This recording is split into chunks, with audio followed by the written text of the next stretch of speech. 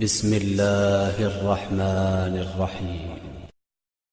اللہ نے کسی کو بغیر مقصد کے پیدا نہیں کیا، حتیٰ مکھی اور مچھر، یہ جو لاکھوں کروڑوں اربوں مکھی مچھر ہوں گے دنیا میں، اللہ نے ایک مچھر کو بھی بغیر مقصد کے پیدا نہیں کیا، کسی مکھی کو بھی بغیر مقصد کے پیدا نہیں کیا۔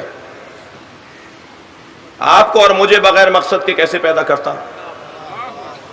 جب اللہ نے کسی مخلوق کو بغیر مقصد کے پیدا نہیں کیا تو ہمیں بغیر مقصد کے کیسے پیدا کرے گا؟ بس ہر وجود کا مقصد اس کی قیمت ہے۔ میں اپنا مقصد طے کر لوں کہ میرا مقصد حیات کیا ہے، وہی میری قیمت ہے۔ جس چیز کا جو مقصد ہے وہی اس کی قیمت ہے۔ اس مائک کا مقصد یہ ہے کہ میری آواز کو کئی برابر کر کے آپ تک پہنچائے۔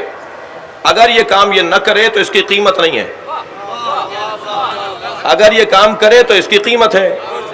جی قس لہٰذا، یہ پنکھا ہے، یہ کیمرے ہیں، یہ لائٹیں ہیں، یہ سب جو کچھ آپ دیکھ سکتے ہیں اور سوچ سکتے ہیں، اگر وہ اپنے مقصد کے اوپر پورا اتر رہا ہے تو وہ اس کی قیمت ہے۔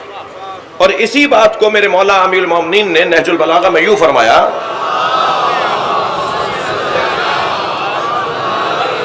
قیمت کل امرئ ما یحسنہ، ہر شخص کی وہی قیمت ہے جسے وہ چاہتا ہے۔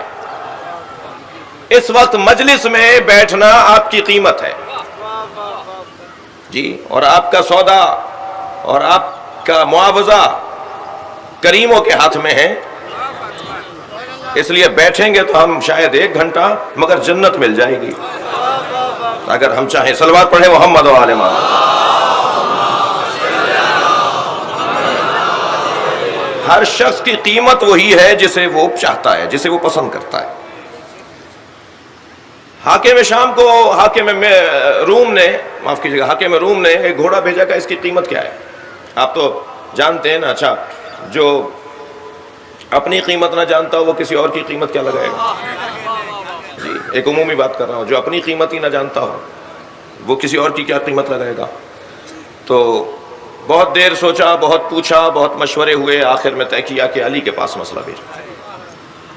میرے مولا کے پاس جس شخص نے آ کر پیغام دیا، میرے مولا نے بے ساختہ فرمایا کہ اسے سراب دکھا دو، جتنا دوڑتا ہوا چلا جائے یہی قیمت ہے،